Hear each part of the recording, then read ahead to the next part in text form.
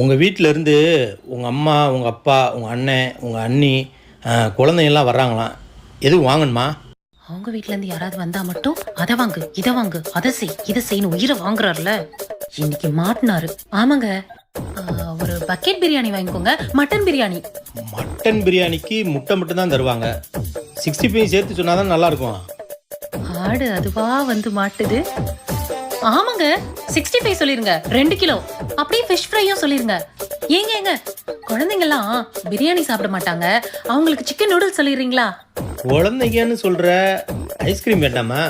ஆமாங்க ஐஸ்கிரீமும் சொல்லிருங்க. சரி மச்சான், கேட்டுச்சா? வரும்போது இதெல்லாம் வாங்கிட்டு வந்துருங்க. எந்த மச்சான்? எந்த மச்சானா? உங்கள் அண்ணன் தாண்டி. எங்க அண்ணனா? அவன் தாண்டி வரும்போது ஏதாவது வேணுமா சொல்லுங்க, வாங்கிட்டு வர்றேன். நீங்க ஏன் மாப்பிள்ள அலையிறீங்க அப்படின்னு சொன்னான். வேற எதுவும் வாங்கணுமா சொல்லு. மச்சான் பேரு மதுரை.